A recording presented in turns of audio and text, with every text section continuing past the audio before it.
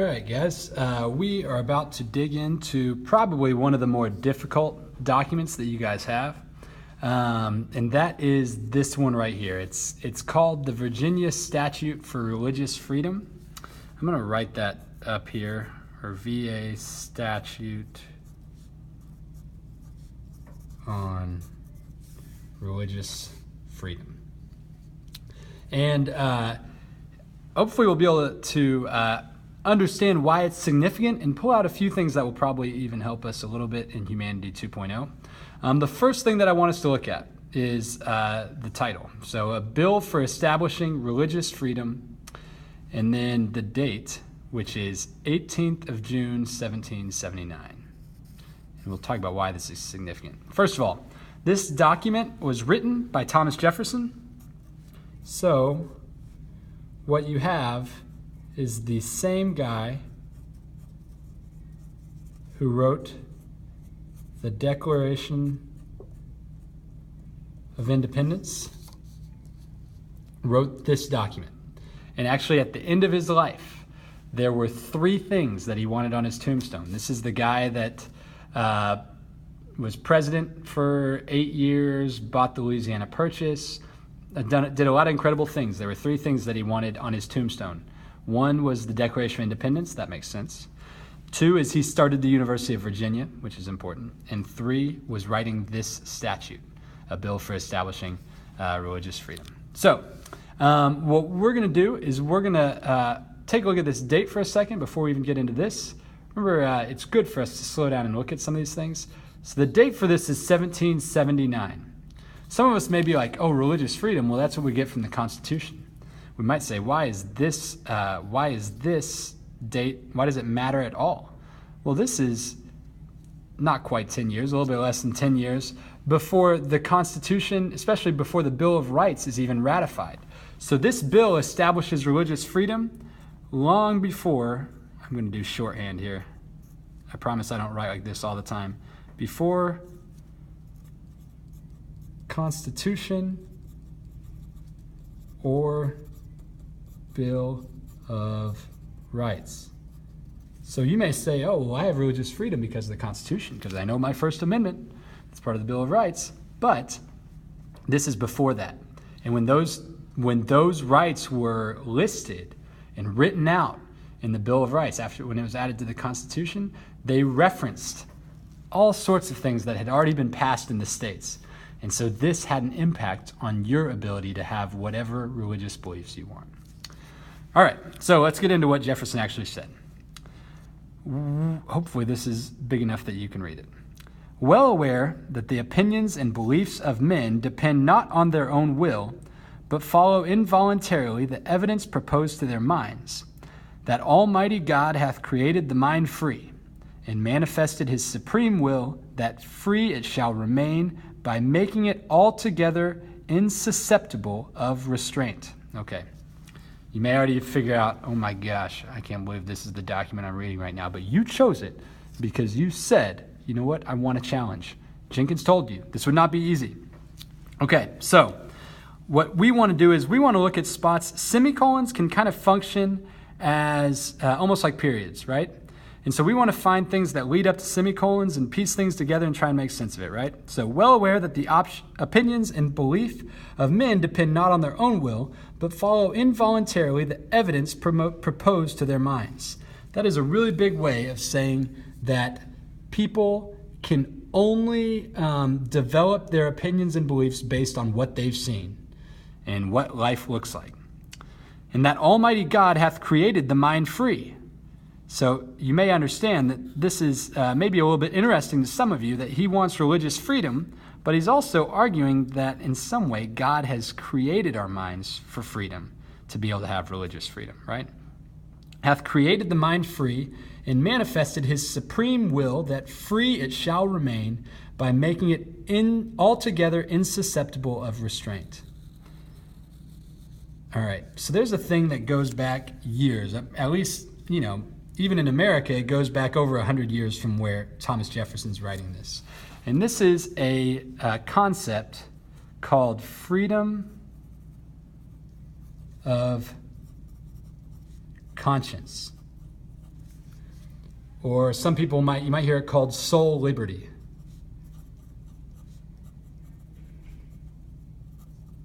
And what that means is that you are free to believe what you want to believe. That it's not in the government's role or authority to determine how you believe, especially in regards to religion. And so what he's saying is that God has made our minds free, and that God, his supreme will, wants it to remain free by making sure that no one can place restraints on it. No one can tell us how we need to believe. So that all attempts to influence it by temporal punishments or burthens, and I'll be honest, I have no idea what a burthen is. And maybe that's where you are too, but we're reading one of the difficult texts, so we know.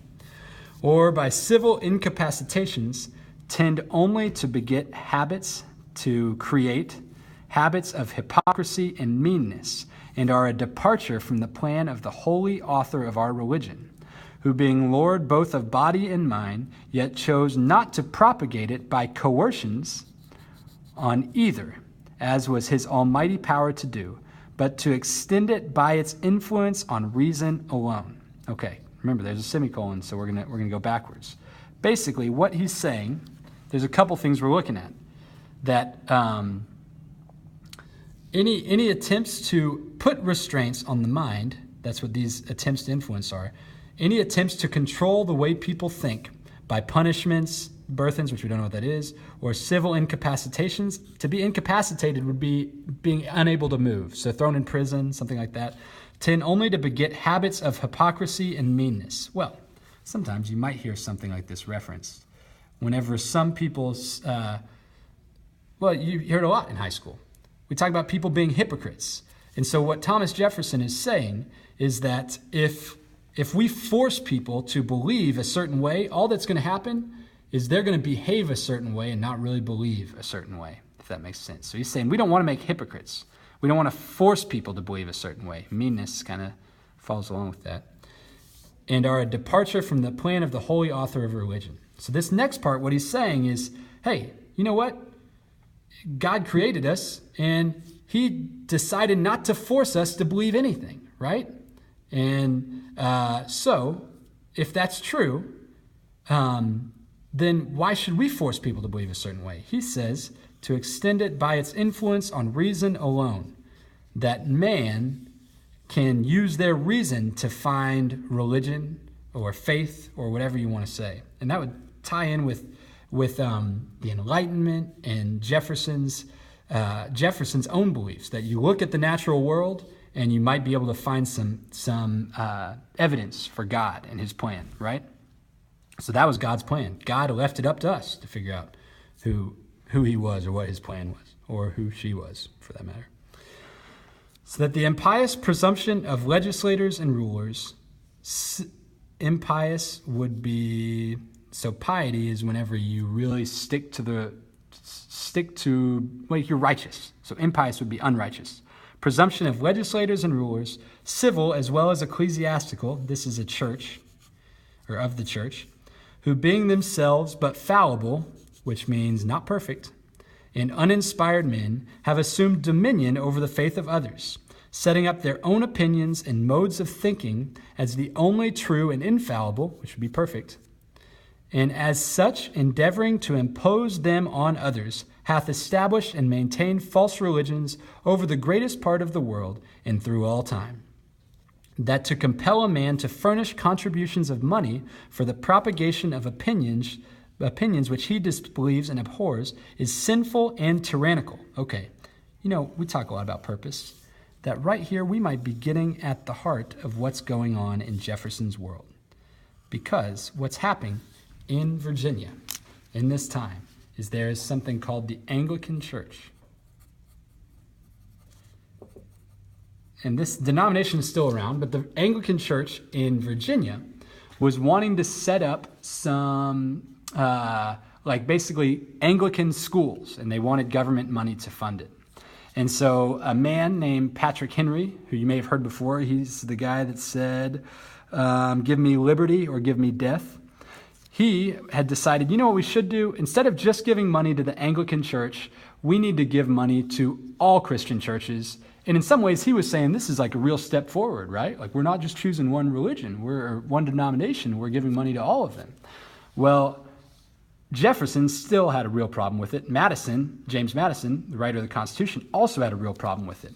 Because what he would be doing, or what Virginia would be doing, is telling people, no matter what you believe in Virginia, your money, your tax money, is going to go to pay for these Christian schools.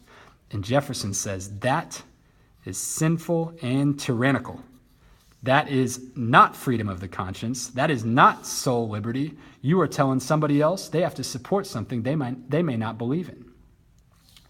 That even the forcing him to support this or that teacher of his own religious persuasion is depriving him of the comfortable liberty of giving his contributions to the particular pastor whose morals he would make his pattern, and whose powers he feels most persuasive to righteousness. Remember, there's another semicolon, so let's jump back up here. Okay, so what we see is he's saying, you know what? It's not even just giving to other denominations that's a problem.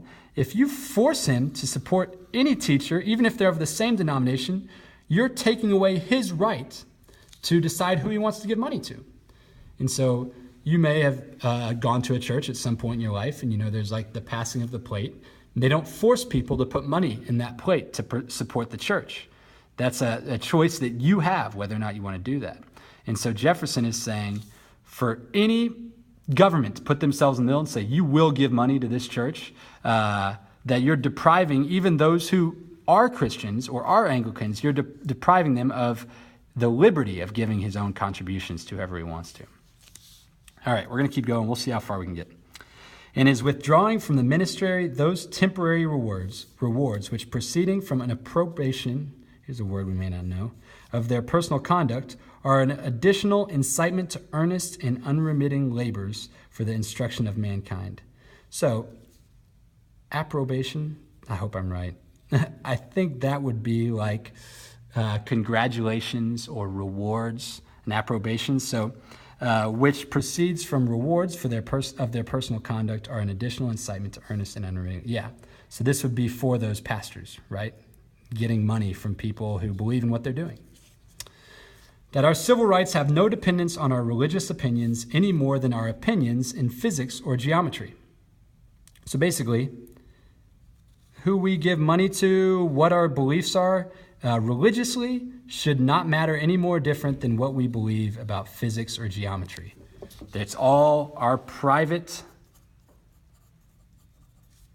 business. So I'm going to put religious. Sorry, I'm left-handed. Religious beliefs are private business. Basically, government can stay out. That therefore, the prescribing any citizen as unworthy the public confidence by laying upon him an incapacity of being called to offices of trust and emolument. Okay, so we've transitioned a little bit here. Emolument, I just learned this word this year, is payment, right? So what he's saying is any citizen, if we tell any citizen they're unworthy the public confidence, this would be working in the government. Unworthy the public confidence that by laying upon him an incapacity of being called to offices of trust and emolument, unless he professes or renounce this or that religious opinion, is depriving him injuriously of those privileges and advantages to which, in common with his fellow citizens, he has a natural right. There's a semicolon. Let's stop. So this is a lot of words. What he's saying is religious belief. I'm going to draw an arrow because I don't want to write that again. Religious beliefs. That's a horrible arrow. I'm sorry. Can't disqualify you from public leadership. So basically, you want to be governor of Virginia, you shouldn't have to say, yeah, I'm an Anglican.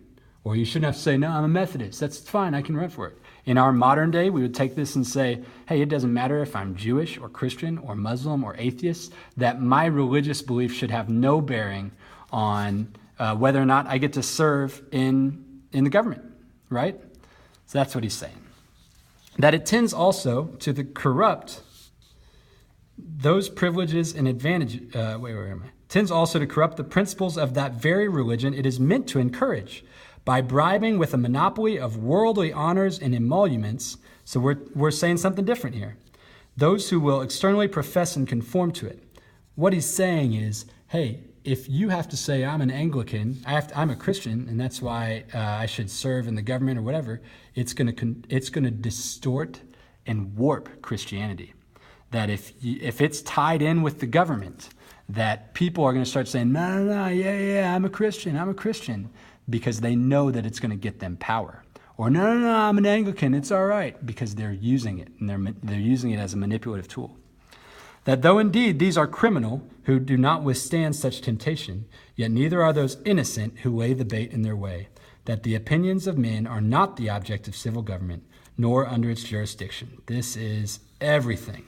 If you ever go to the Jefferson Memorial, there's a giant quote from him in Washington, D.C. in the Jefferson Memorial that talks about him waging war against all forms of tyranny over the mind, or oppression of the mind, or, tyranny, I guess is a good word. I don't have to define it anymore.